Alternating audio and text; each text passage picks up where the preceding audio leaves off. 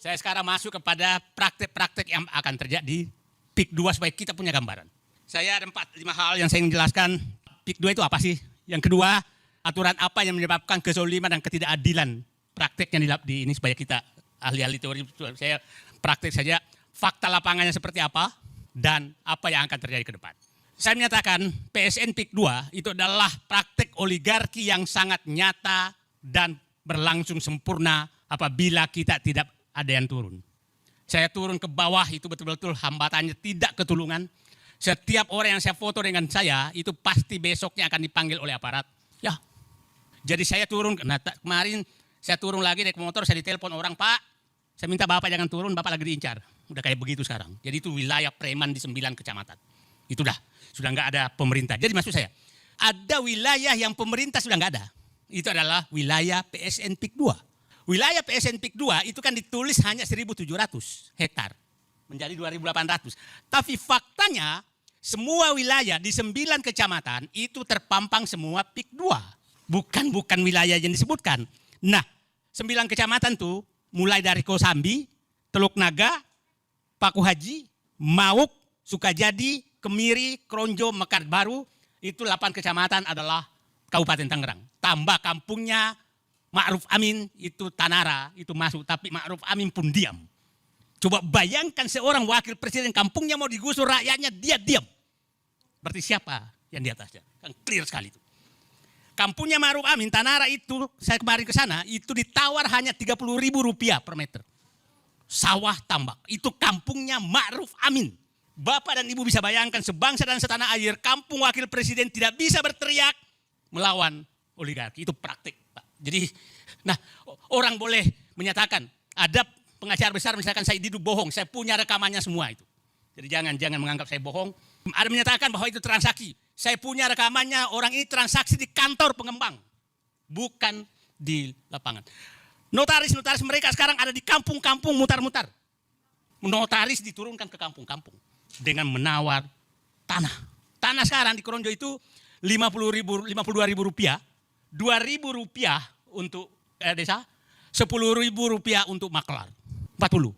Bapak makan es krim di PIK 2, Rp100.000. Sekali makan es krim 2 meter tanah. Kurang zolim apa kita? Menangis saya. Itu fakta. Nah, inilah praktek oligarki yang paling sempurna dan tertutup. Tertutup yang menariknya. Karena saya membela rakyatnya, Ketua Abdesi melaporkan saya. Melaporkan saya ke polisi. Ini negara apa? Aparat melaporkan rakyat yang membela rakyatnya. Ini negaraku. Bapak saya perintis kemerdekaan. Mendidik saya melihat perjuangan dia. Negaraku begitu. Nah, aturan apa sih yang menyebabkan Pak Amsari mereka? Saya siapa Bapak ahli teori, nanti kita kaji. Satu, yang dilakukan itu adalah dia menetapkan wilayah itu sebagai lokasi yang seakan-akan hanya pengembang PIK 2 yang boleh beli. Itu oleh Pemda. Oke? Akhirnya tidak boleh ada transaksi apapun kecuali dengan mereka. Yang kedua dilakukan adalah izin jual beli. Tidak boleh ada jual beli di lokasi 9 kecamatan. Itu biasanya kalau pembebasan pemerintah kan ada mana panitia penetapan harga. Panitia 8, panitia 9 namanya dulu. Ini tidak ada. Yang menentukan adalah aparat desa yang mendatangi dan bersama preman mendatangi rakyat. Nah, yang menariknya adalah, mohon maaf aja, ini semua di bawah, tidak ada yang berani apapun. Nah, ini ada tadi saya dapat berita, kepala desa sudah mau ditangkap karena jual tanah. Ada lagi dari kohot sekarang sudah mau ditangkap. Ini memang pelakunya adalah Abdesi, kemungkinan marah. Karena begini, saya datang ke lokasi, tahu-tahu ada kantor pembebasan lahan PT Kukuh Mandiri. Didukung oleh Abdesi Kabupaten Tangerang. Loh, kok ada begini? Gitu kan? Terus saya ke lokasi PIK 2, PT Kukuh Mandiri. Oh, berarti Kukuh Mandiri adalah PIK 2. Ya kan? Nah, sangat aneh. Nah, puncaknya adalah PSN. Puncak aturan yang dibikin. Ingat, PSN diumumkan 2 hari setelah pengumuman MK tentang kemenangan Presiden Prabowo. 2 hari. Dan kita sangat bisa menduga bahwa pelaku daripada ini adalah yang reklamasi gagal, yang ibu kota negara pelakunya juga sama, ini juga sama. Artinya kelihatannya setelah gagal di reklamasi Pantai Utara, dia pindah ke IKN Zong juga, maka dibayarlah dengan PSN. Nah, kenapa sih mereka menunggu PSN. Coba kalau PSN itu kan ada 6 fasilitas yang akan diberikan. Satu adalah kemudahan perizinan, itu faktanya terjadi. Yang kedua kemudahan pembiayaan, artinya bisa minjem. Yang ketiga ada jaminan resiko, termasuk resiko politik. Kan gila ini. Jadi kalau ada nanti masuk resiko politik, maka negara yang tanggung. Yang ketiga pembebasan anggaran gejolak sosial. Jadi kalau ada gejolak sosial, maka negara harus menyiapkan anggaran untuk, mungkin juga anggaran untuk melapor-laporkan Said Didu juga dibiayai negara kali ini. Kita nggak tahu. Nah, yang kelima adalah kemudahan penyelesaian masalah hukum di kemudian hari. Yang ketujuh tax holiday dan bebasan pajak-pajak lainnya. Itu yang terjadi. Nah, diseberangkan ke swasta. Sekarang, saya masuk ke fakta lapangan. Yang terjadi pemaksaan penjualan. Pemaksaan penjualan, bagaimana caranya? Fakta teman-teman, Pak Samsir, ini saya berharap bapak-bapak punya waktu nanti kita ke sana hanya 2 jam dari sini untuk melihat faktanya. Gimana orang tidak menjual? Di sana tuh kalau Anda akan menjual, dia selalu menyatakan kami tidak mau membeli kalau bapak nggak mau. Iya, tapi kamu dikepung. Saya punya tanah di sana yang sering pakai. Saya tapi 30 tahun lalu udah punya. Sawah saya itu nggak bisa lagi saya garap karena irigasinya sudah ditutup oleh mereka. Itu tanah Said Didu. Orang-orang lain semua menghadapi hal seperti itu. Pemaksaan penjualan. Terus mau dijual kemana? Saya kan tidak boleh ada jual beli kecuali kepada pengembang. Nah akhirnya berapapun, luas berapapun, maka harus dijual ke mereka. Nah faktanya juga yang bertahan, dulu ada di wilayah mana laporannya harganya masih tinggi, tahu-tahu sudah dikepung dipaksa menjual dengan murah karena nggak ada jalan lagi, banjir dan lain-lain. Nah itu yang pertama. Yang kedua, pemaksaan harga. Tidak ada namanya tuh harga berapa. Maunya 50.000. Kalau nggak mau ya nggak. Nanti ditimbun aja. Nah sekarang sudah mulai terjadi penimbunan tanpa. Saya kemarin baru turun setahun lalu. Sudah dikasih uang muka karena terpaksa. Sudah lebih setahun sudah ditimbun tapi belum dibayar-bayar. Banyak yang terjadi dengan harga 50.000 loh Pak. Bukan harga. Coba bayangkan Pak, masa tanah segitu pinggir jalan loh Pak. Pinggir jalan raya tuh 50.000. Nah karena sama semua, pemaksaan harga. Yang ketiga itu pemecah belah keluarga. Ada beberapa keluarga, apalagi yang punya keluarga ASN, maka pasti ditekan ASN-nya. Supaya mempengaruhi keluarganya untuk menjual. Ada saya tahu kepala dinas di Tangerang, Kabupaten Kerang, itu dikasih pilihan. Betapa pemaksaan seperti itu. Ada kemarin itu masuk, disuruh saling melapor keluarganya. Habis itu masuk penjara, terpaksa dia jual tanahnya. Ini pecah belah antar keluarga di bawah. Nah itu terjadi. Kemudian kalau keterlibatan aparat itu sangat nyata. Nggak ada tempat sama sekali untuk mengadu. Kalau saya ke lokasi, tahu ada motor nyiung nggak jelas. Itu benar-benar wilayah yang sudah tidak ada pemerintah.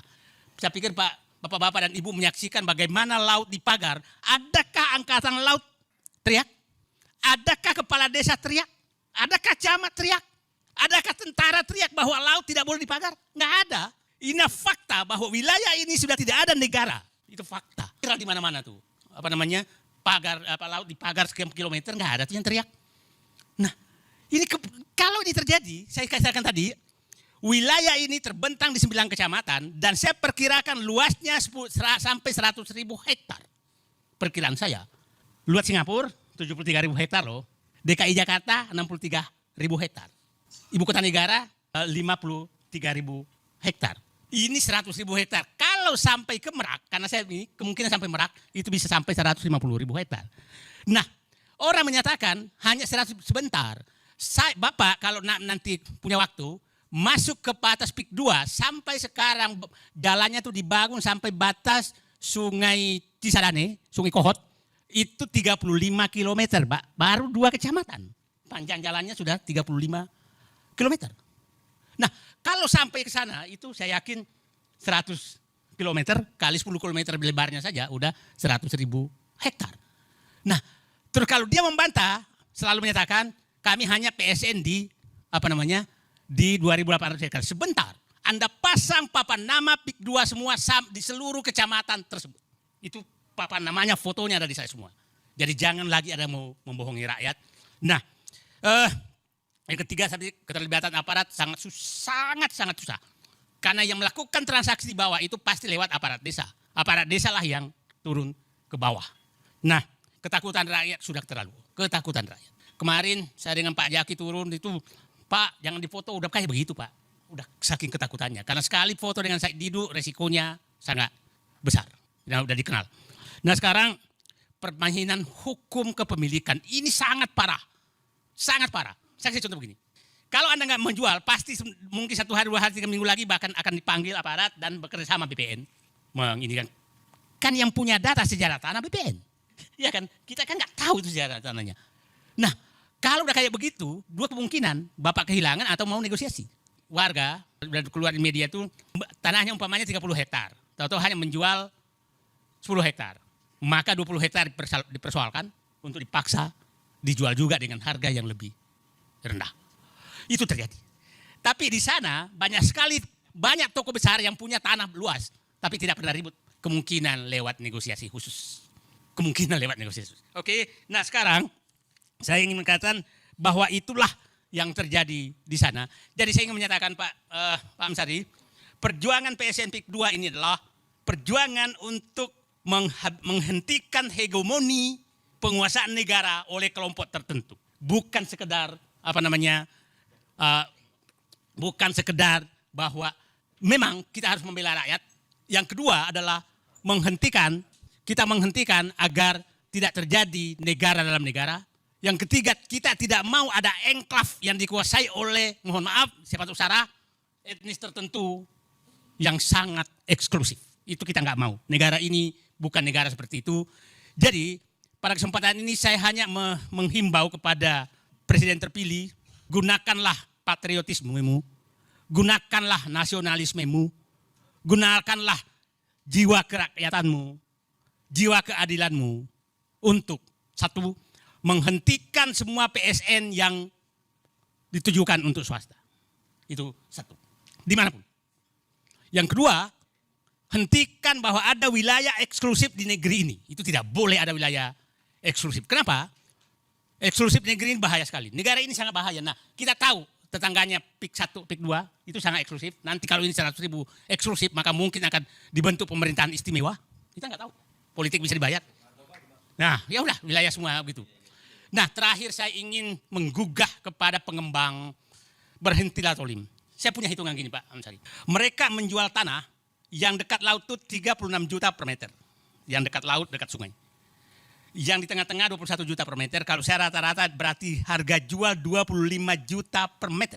Saya bilang begini, belilah tanah rakyat 1 juta. Oke? Sogoklah pemerintah, politisi, aparat 1,5 juta per meter, berarti 15 miliar per hektar. Saya izinkan nyogok. Berarti lebih tinggi sogoknya dari harga tanah kan? 2,5 juta per meter ongkosnya. Biaya pematangan lahan 2,5 juta juga deh, 5 juta. Oke? 5 juta kali 1,4 karena ada fasilitas sosial 40%. Maka saya perkirakan berarti 6,5 juta rupiah biaya tanah. Saya masukkan bunga bank 50%, maka kosnya kira-kira 1 meter itu, karena itu 9 juta rupiah. 9 juta rupiah. Anda jual 25 juta rupiah, berarti Anda masih untung 16 juta. Kurang biadab apa kalian mau membeli tanah rakyat 50 ribu? Anda masih bisa untung. Saya izinkan lo nyogok Pak. Bayangkan, Muhammad Said Didu mengizinkan menyogok. Nah, tapi di mana? Itu kan hitungannya sederhana. Karena saya tahu harga tanah. Saya katakan ke mereka, kalau Anda sudah beli tanah rakyat 1 juta rupiah per meter, maka Said Didu berdiri di depan membela Anda. Tapi kalau Anda zolim membeli tanah rakyat dengan 50 ribu rupiah, maka kita, bukan Said Didu berhadapan, seluruh rakyat Indonesia akan berhadapan dengan Anda terhadap kezaliman Anda yang didukung oleh pemerintah lewat PSN. Itu saya pikir ulasannya. Terima kasih. Assalamualaikum warahmatullahi wabarakatuh.